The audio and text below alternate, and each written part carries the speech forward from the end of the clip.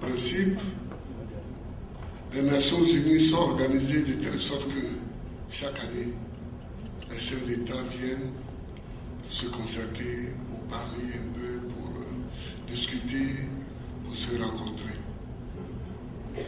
Mais compte tenu du travail à faire, on ne vient pas tous les ans. Je suis là cette année, j'étais là l'année dernière, je suis là cette année. C'est un bonheur pour moi de vous revoir, de vous savoir en forme. Que Dieu vous donne une longue santé. Pour ceux qui ont fini leur carême aujourd'hui, que Dieu les aide. Que Dieu les aide et qu'ils écoutent toutes les prières qu'ils ont formulées pendant tout ce mois de Ramadan, qu'ils les écoutent, qu'ils leur donnent le salut et qu'ils donnent tout ce qu'ils ont demandé pour le pays. Je suis arrivé tout à l'heure, mais je suis venu vous écouter et surtout répondre aux questions que vous voulez me poser sur la Côte d'Ivoire. On va en prendre quelques-unes.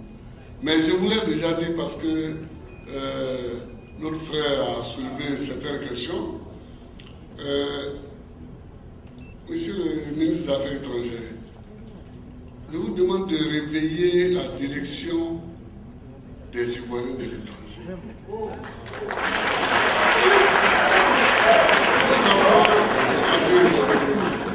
Nous avons créé ce poste, mais malheureusement avec la crise, ce poste n'a pas pu, cette direction n'a pas pu jouer son rôle. Monsieur le Président, le ministre des Affaires étrangères, vous avez là nos compatriotes. Ils sont nombreux, ils sont plus nombreux que ça en Côte d'Ivoire. Ils sont nombreux dans tous les pays développés.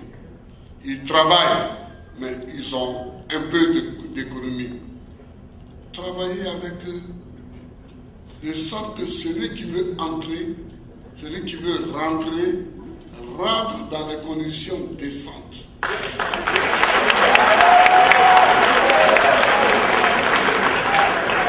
On devrait pouvoir avoir la liste de toutes les compétences. Moi, à la présidence, j'ai commencé à dresser la liste de toutes les compétences qui sont en dehors de la Côte d'Ivoire. J'ai beaucoup de vos biographies. J'ai beaucoup de vos parcours. Mais accentuer ce travail. Envoyer des missions pour préparer le retour de ceux qui veulent revenir.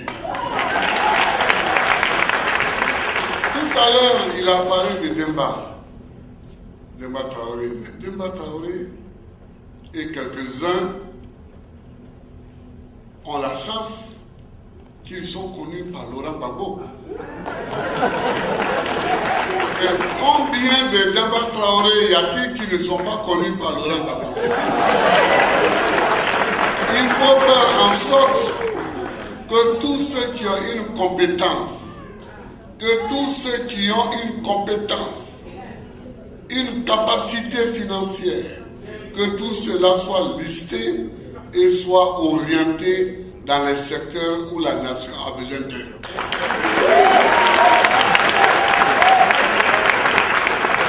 Moi, quand je suis arrivé au pouvoir, j'ai nommé quelques Ivoiriens de la diaspora pour bien montrer qu'ils ne sont pas oubliés.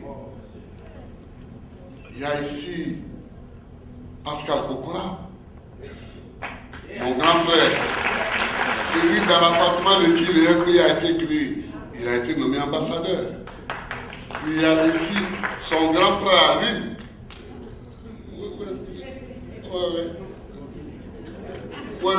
Maître Audi, qui est aujourd'hui conseiller spécial et qui le conseille sur les problèmes d'Amérique du Nord.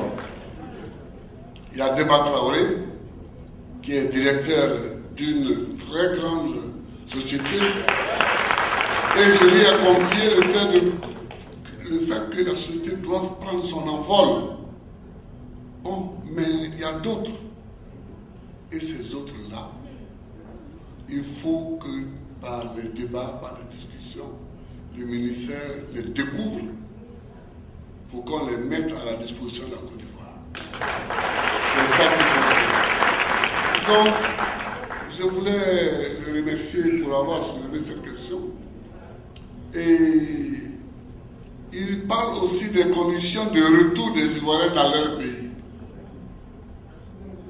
Moi, je ne sais pas bien comment ça se passe, parce que je ne suis pas un diplomate de formation, mais discuter avec les autorités américaines, discuter avec l'ambassade des États-Unis en Côte d'Ivoire, pour qu'on vous explique et que vous m'informiez et que nous puissions prendre les décisions qui s'imposent.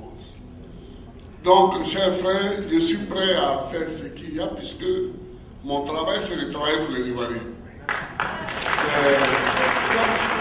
Dès qu'un Ivoirien a un problème, mon travail est de travailler et de faire en sorte que ces problèmes soient atténués. Je suis prêt à le faire. Le ministre, je pense que d'ici un mois, je vais le relancer pour qu'il me donne le résultat de ces discussions et nous prendrons les discussions. Et nous prendrons les décisions. Mais nous sommes là ensemble aujourd'hui. Je souhaite que notre frère Franck Bamba puisse donner la parole à quelques-uns pour qu'ils me posent des questions sur la situation actuelle et que je réponde et qu'après on puisse se parler. Bamba, tu as la parole pour organiser. Bon, maintenant nous allons prendre trois intervenants. À soulever tous les problèmes que la Côte d'Ivoire connaît, l'éducation, la santé, les villes. Et puis elle a fini, elle a dit il faut nous aider. Le rôle du président de la République, ce n'est pas d'aider les citoyens, c'est de travailler pour eux. Ce n'est pas une aide qu'il apporte aux citoyens, c'est son travail et ils travaillent avec leur argent. Je crois que souvent, on a fait croire aux Ivoiriens et aux Africains qu'il y avait des hommes riches quelque part qui allaient venir aider les peuples avec leur argent. C'est faux. Le président de la République travaille avec l'argent du peuple. Donc il travaille pour le peuple. Et donc, s'il y a des écoles à faire, s'il y a des dispensaires à faire, s'il y a des hôpitaux à construire, ce n'est pas une aide que le président de la République fait. C'est son travail. C'est le travail qu'il fait. Là-dessus, je voulais vous dire qu'effectivement, il y a beaucoup de problèmes aujourd'hui. Mais parce que nous avons connu 7 ans de crise, 7 ans de quasiment non-fonctionnement. Donc, il est normal que ces 7 ans de crise se reflètent sur le visage de la Côte d'Ivoire aujourd'hui. Mais depuis l'accord de Ouagadougou, de mars 2007, la guerre est finie. La guerre est totalement finie. Nous sommes en train de préparer les élections. Nous suivons le travail de la CI et de toutes les composantes techniques qui aident la CI à travailler. Moi, je ne suis pas inquiet, je suis content et tous ceux que je vois aujourd'hui sont satisfaits. Le facilitateur vient d'effectuer une visite officielle en Côte d'Ivoire. Il est serein. Moi-même, je suis serein. Le représentant du secrétaire général des Nations Unies est serein. Le Premier ministre est serein. Donc, les élections vont avoir lieu. Si je parle de ça, c'est pour vous dire que la reprise a commencé. Mais elle n'aura vraiment lieu que quand les élections seront terminées. La reprise a commencé. Sur Abidjan seul, avec les efforts que nous avons faits au niveau de la Banque mondiale et du Fonds monétaire international, sur Abidjan seulement, nous investissons en ce moment 50 milliards de francs CFA. Nous avons achevé de ramasser tous les ordures qui sont en Abidjan. Tous les ordures. Nous sommes en train de refaire les rues Et pour ceux qui connaissent la Riviera, le carrefour de la Riviera 2, qui était en Gorgé, nous allons faire un échangeur pour élargir la rue qui rentre dans les deux plateaux pour que les véhicules puissent circuler normalement. Nous allons commencer en octobre les travaux du 3e pont d'Abidjan. Donc, maintenant que la guerre est terminée, nous pouvons nous occuper du développement et c'est ce que nous faisons aujourd'hui. Donc, nous le faisons. Il n'y a pas beaucoup de classes. Je fais le tour du pays, je suis allé à Tengrela. Au niveau du pays, c'est nouveau, je suis allé jusqu'à Tengrela. Au niveau du pays, Lobby et tout, je suis allé jusqu'à Doropo. À l'ouest, je suis allé, j'ai fait tout le pays dans, tout le pays ouest, et je suis monté jusqu'à Samatigila, etc. Samatigila, Madinani. Bon, donc, je suis allé voir. Il y a beaucoup d'enfants dans le village, mais il n'y a pas assez d'écoles. Demain, c'est par là qu'il faut commencer. Il ne faut pas laisser les enfants de Côte d'Ivoire au bord de la route. Il faut créer des classes. Il faut créer des classes. Ça veut dire qu'il faut embaucher encore beaucoup d'instituteurs. Il faut créer des collèges. Ça veut dire qu'il faut embaucher beaucoup de professeurs. Il faut créer des dispensaires. Ça veut dire qu'il faut embaucher beaucoup d'infirmiers et de sages-femmes. C'est ça le défi qui reste. Donc, madame, nous sommes conscients. Mais on ne peut pas comprendre l'état que vous avez vu si on ne comprend pas qu'il y a eu 7 ans où l'État n'a pas fonctionné normalement. Il faut que les Ivoiriens ne soient pas des amnésiques. Il faut que les Ivoiriens n'oublient jamais ce qui vient de se passer en Côte d'Ivoire. Un citoyen qui oublie ce qui s'est passé dans son pays devient dangereux. Parce qu'il fait des analyses en sautant l'objet principal de l'analyse. L'objet principal de l'analyse aujourd'hui, c'est la crise. C'est la guerre. Et il ne faut pas oublier ça. Il faut pardonner, et nous avons pardonné. Nous avons pardonné. Nous avons pris 2 lois d'amnistie pour pardonner. Mais il ne faut pas oublier. Dans l'analyse, il ne faut pas oublier ça. Il faut toujours enseigner aux enfants que c'est dangereux, la guerre civile. Il faut enseigner ça. Que ce que nous avons vécu, il ne faut plus que quelqu'un revive ça. Donc, madame, il ne s'agit pas pour le président de la République d'aider les Ivoiriens. Il s'agit pour le président de la République de faire son travail. Et je fais le mien. Donc, je voulais dire ça. Sur le deuxième intervenant a dit qu'il y a eu beaucoup de tapage sur les élections, sur la sécurité. Vous savez, nous sommes Ivoiriens. Les Ivoiriens sont un peu comme ça. Les Ivoiriens, on est comme ça. On fait beaucoup de tapage comme ça. Mais qu'est-ce qu'on va faire? On avance.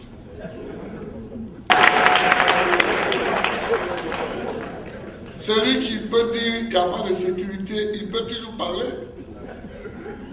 Mais moi, je lui montre que je vais jusqu'à Tengrela et je reviens la nuit en voiture jusqu'à Korogo et il n'y a rien. C'est ça. Ça, c'est la démonstration par la preuve. Je lui montre que je suis à Ogene, je finis le meeting, je prends mon déjeuner et je prends la voiture. La nuit, je roule jusqu'à Yamoussoukro et il n'y a rien. Les élections. Que la CI nous dise, 2 semaines avant, nous allons déployer totalement l'effort de sécurité sur l'ensemble du territoire pour sécuriser tous les bureaux de vote. Il ne faut pas que quelqu'un se trompe. Je crois que nous sommes maintenant à un niveau où il ne faut plus que quelqu'un se trompe.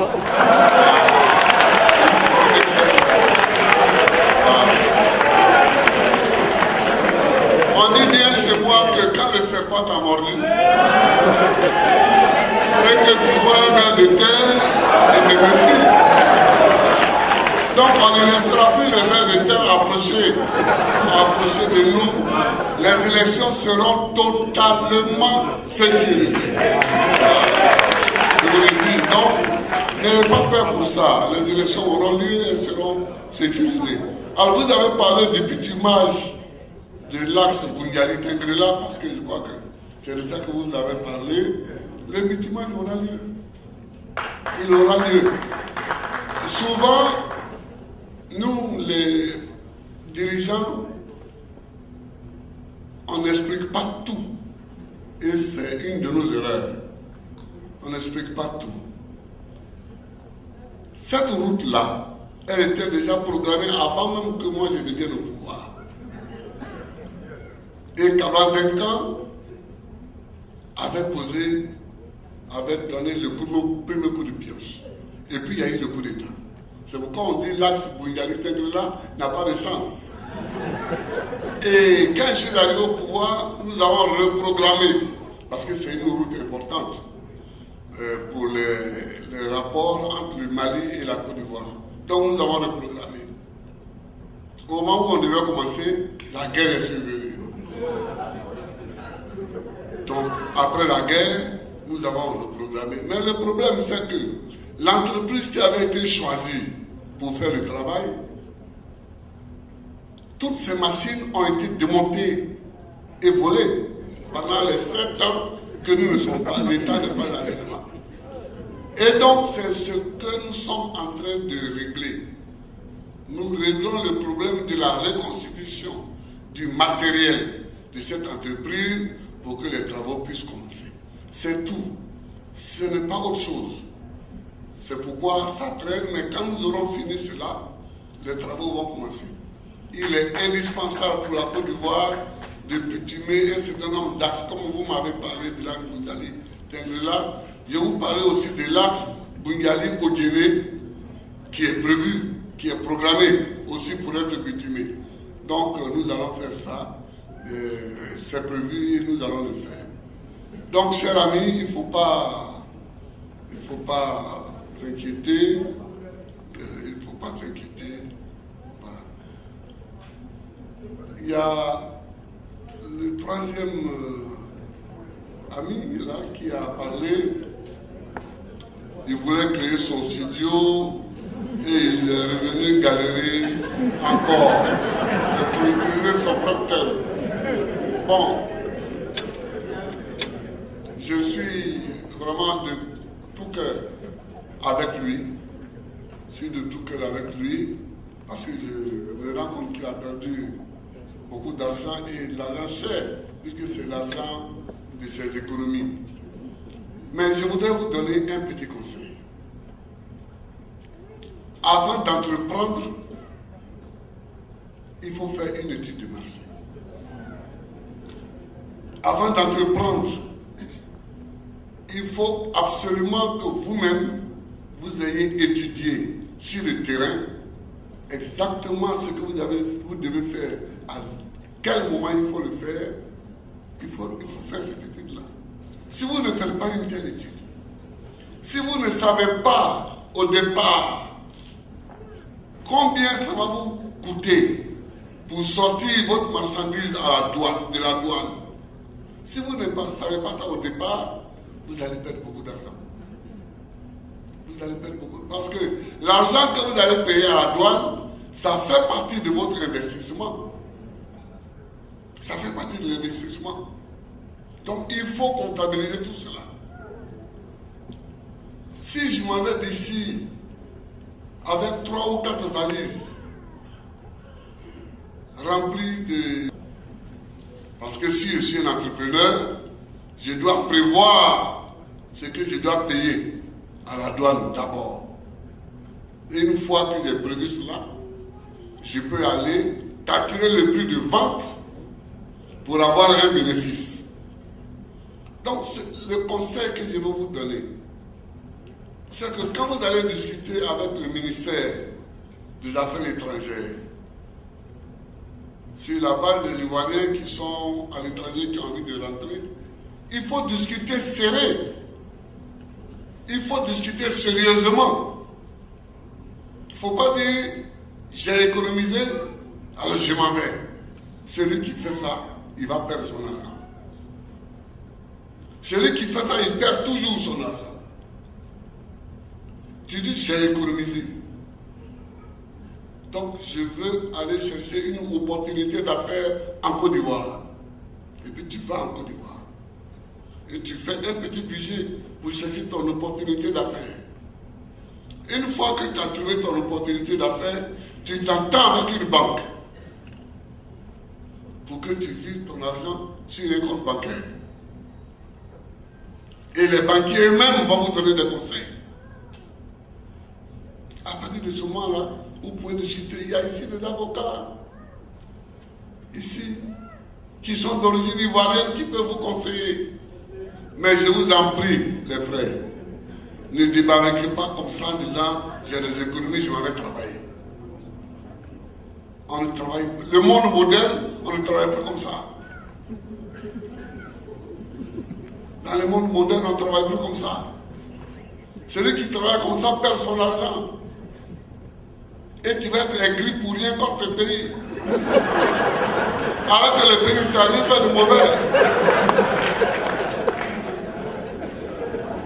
Il faut, avant de partir d'ici, sécuriser l'argent et puis aller discuter. Donc c'est le conseil que je voulais vous donner, bien que pour votre cas spécifique, je vais demander au ministre des Affaires étrangères de discuter, de prendre vos coordonnées, de discuter avec vous, pour qu'on vous dise si on le peut, mais il faut que vous ayez une méthode de travail pour aller créer une entreprise. Une entreprise, là, c'est pas une chanderie, c'est pas... C'est une entreprise. Peut-être même que l'idée que tu as là, il y a 25 Ivoiriens qui ont la même idée au même moment. Peut-être il y en a qui sont en Russie, d'autres sont en Chine, d'autres sont en Italie. Toi, tu es à New York ici. Je ne sais pas s'il y en a qui sont en Los Angeles, qui ont la même idée au même moment. Il faut aller voir au CPC pour voir quels sont ceux qui ont déposé des demandes pour faire des entreprises. Si tu vois qu'il y en a déjà beaucoup qui veulent faire la même chose, tu changes. Tu changes. Donc, moi, je ne suis pas un homme d'affaires. Hein, je n'ai jamais fait d'affaires. Mais comme je suis président et que je rencontre beaucoup d'hommes d'affaires, je suis amené à savoir à peu près ce qu'il faut faire pour ne pas perdre. Or, je ne souhaite pas que vous perdiez. Parce que si vous perdez, c'est la Côte d'Ivoire qui perd. Je veux que vous gagniez pour que la Côte d'Ivoire gagne avec vous.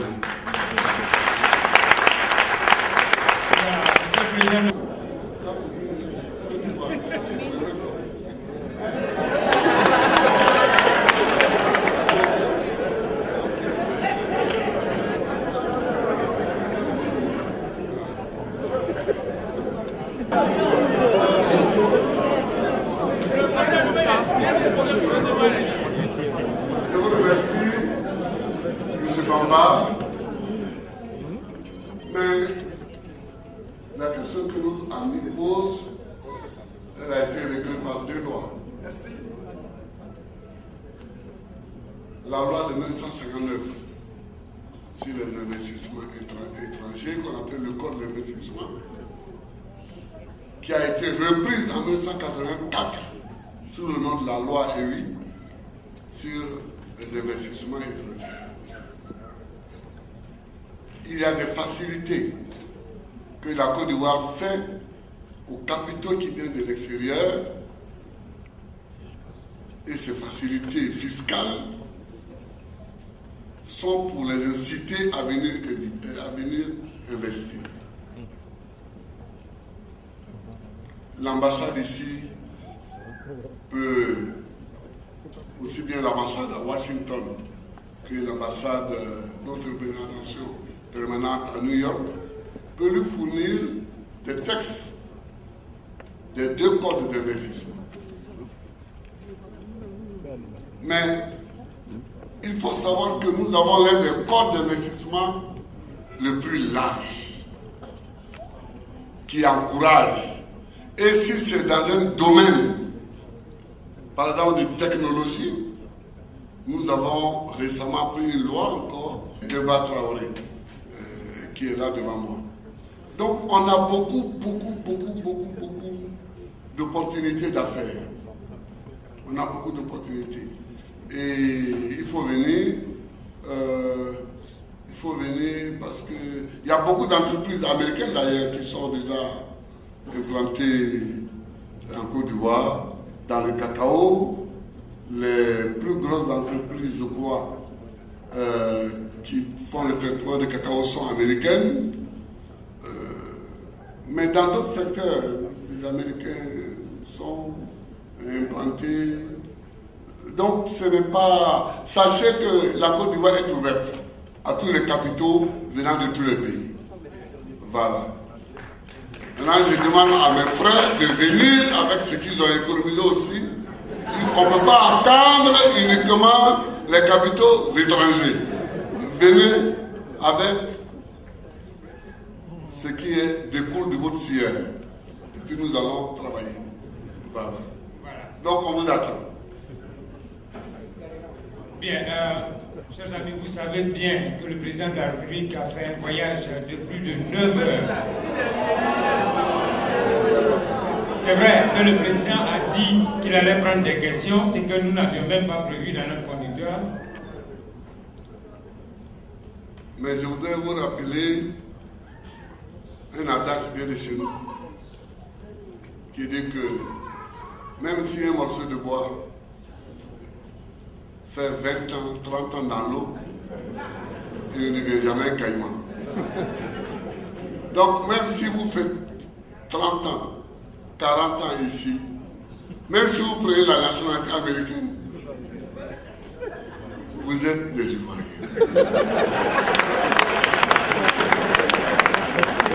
Certains sont Pouyaga, d'autres sont Oguénéka, d'autres sont Bété, d'autres sont Tabana, certains sont Ébriés, d'autres sont Baoulés, d'autres sont Agni.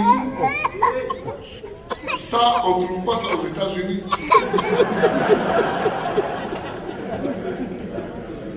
Et la preuve, c'est quand vous vous retrouvez le dimanche chez l'un d'entre vous, ce que vous mangez,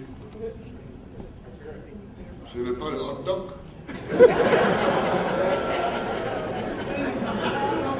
Je connais ce que vous mangez. Puis quand je viens ici, je vais chez beaucoup d'entre vous, vous mangez avec eux.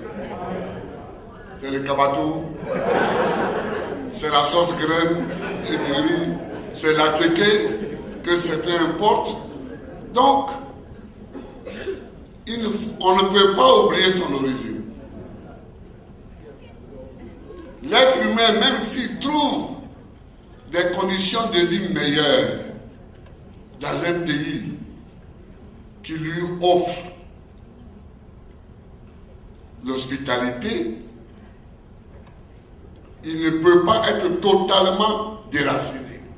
Un moment vient où la question fondamentale se pose à soi. Je reste ici ou je retourne au pays. Cette question-là, vous ne pouvez pas me dire qu'elle n'est jamais passée dans la tête de chacun. Elle passe tous les ans après l'hiver. Quand le printemps arrive, elle passe. Parce que l'hiver est le moment des grandes interrogations pour les Africains qui sont dans les pays occidentaux. Quand l'hiver arrive, l'Africain se dit, et si c'était mon dernier hiver? J'ai vraiment envie de partir. Moi, j'ai connu la même chose, donc je vous parle vraiment sans phare. Eh bien, ne laissez pas cette question vous surprendre.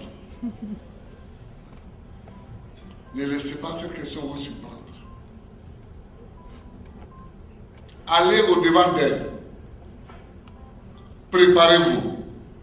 Comme ça, si vous décidez de rester, bon, vous aurez quand même quelque chose. Et en restant, vous avez de quoi entreprendre et laisser l'exercer. Mais si vous décidez de rentrer, alors laissez votre argent ici et descendez d'abord étudier les conditions d'un retour. Ce que je disais tout à l'heure. Donc voilà, allez au-delà de cette question, allez au-devant de cette question et discuter cette question avec votre famille, votre épouse ou votre époux, vos enfants, vos parents qui sont restés là-bas. Mais en même temps, soyez humbles. Soyez humbles. L'être humain grandit par l'humilité. L'être humain grandit toujours par l'humilité. Si tu as une idée, il ne faut pas croire que tu es le seul à l'avoir. C'est pourquoi il faut prendre toutes les précautions dont je vous ai parlé tout à l'heure. Par exemple, tu es de Makolo. J'ai dit Makolo parce que je vais y aller bientôt après ces 4 mois de carême. Tu dis, bon, moi, je vais mettre un système de bus à Makolo. Ce système de bus peut rouler entre Ouagadougou, Ténéboué, Makolo, sur une voie, sur l'autre voie, Congasso, etc. Bon. Mais mon cher frère, ma chère soeur, si tu as l'argent pour ça, tu mets l'argent dans le compte et puis tu descends là-bas. Et toi, tu vois l'état des routes d'abord. Oui. Parce que mettre un bus sur une route bitumée et mettre un bus sur une route non bitumée, c'est pas pareil, du point de vue de l'économie. Et tu vois quelle est la circulation. Est-ce que les gens qui circulent de Ouagadougou à Makolo sont suffisamment nombreux pour me faire un amortissement au bout de 3 mois ou bien au bout de 2 ans? Il faut étudier. C'est ça qui s'appelle l'humilité. Mais si tu es sûr de toi et que tu es confiant et que tu dis j'ai une idée, elle est bonne. Souvent, tu as une idée à partir des données que tu avais avant d'arriver ici. Mais tu ne sais pas que ça a changé. Tu ne sais pas que les petits qui sont là-bas, ils ont changé. Quelquefois, ils n'ont même plus envie de prendre le bus. Ils sont à un autre niveau. Et toi, tu parles de bus. Tu arrives, tu les regardes et tu les regardes comme ça. Comme un extraterrestre. Donc, il faut avoir l'humilité. Il faut avoir l'humilité. Il ne faut pas que les succès que nous avons nous tournent la tête. Si les succès nous tournent la tête, nous allons pédaler dans le vide. Or, l'argent doit être investi sur le réel et non pas sur le virtuel. L'argent doit être investi sur le réel. Toujours sur le réel. Tu vas, tu regardes. Tu peux même prendre un gars qui travaille dans des entreprises, là-bas, qui est un frère, tu dis, viens, on va regarder les choses. Et s'il fait ça, il faut l'écouter. Même s'il a moins que toi, mais il regarde toujours la même chose. Et toi, tu regardes tout ça parce que tu es à New York. Donc, le petit conseil qu'il va te donner, ce conseil-là peut t'aider. Et puis quand tu penses ça, il faut penser qu'un autre peut penser la même chose. Donc vous allez vous trouver un concurrent. Ou bien vous parlez et vous faites la même chose. Ou bien vous vous séparez, mais chacun cherche un endroit où il peut gagner un peu et puis l'autre va gagner un peu ailleurs. Je vous dis toutes ces choses parce que beaucoup de nos amis, beaucoup de nos compatriotes sont revenus d'ici Ils sont rentrés et ils ont été désabusés. Je connais même un qui est en Allemagne, qui envoyait l'argent chaque mois à ses parents pour dire construisez ma maison. Et les gens lui envoyaient chaque mois une photo d'un mec qui monte.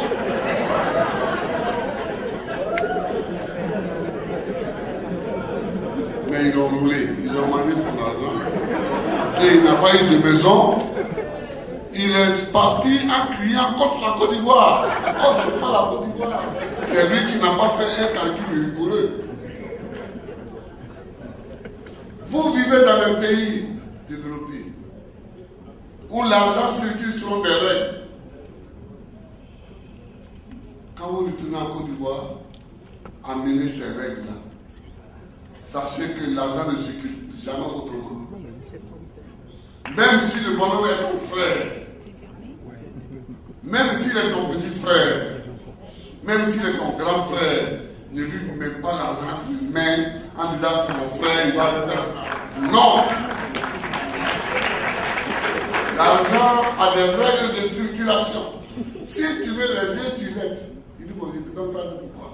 Donc ça, tu l'as aidé, tu es tranquille, tu n'attends plus. Mais si tu veux faire ton investissement, l'investissement, ça se fait avec des banquiers et des hommes d'affaires. C'est ce petit conseil que je vais vous donner, chers frères. Parce que je sais que beaucoup d'entre vous se posent la question fatidique chaque hiver. Je rentre ou je reste. Je rentre ou je reste. Et comme moi j'ai la chance de connaître Bemba et Bamba, Demba Traoré et Bamba, je discute avec eux. Ils m'informent sur l'état d'esprit. Ils m'informent sur le fait que beaucoup d'Ivoiriens viennent de rentrer. Mais le premier conseil, c'est ça. Vous êtes ici aussi dans un pays qui vous a accueilli. S'il vous plaît, respectez les règles de celui qui vous a accueilli. C'est la première des choses. Respectez les règles de celui qui vous a accueilli. Facilitez la tâche aux ambassadeurs qui sont là. Si vous transgressez les lois des États-Unis d'Amérique d'une façon ou d'une autre, et que vous êtes arrêté, jugé et condamné, l'ambassadeur n'a pas le pouvoir de vous sortir de prison. Tout ce qu'il pourra faire, c'est d'aller vous rendre visite. Ou d'envoyer quelqu'un vous rendre visite pour voir comment vous vous portez et de faire un rapport au ministère des Affaires étrangères pour dire nous avons un compatriote qui est ici. Respectez toujours les règles de celui qui vous a offert l'hospitalité. Toujours. Même les Écritures saintes disent ça. Même les Écritures saintes disent ça. Quand tu arrives chez quelqu'un et qu'il te donne même un verre d'eau à boire, il faut le remercier.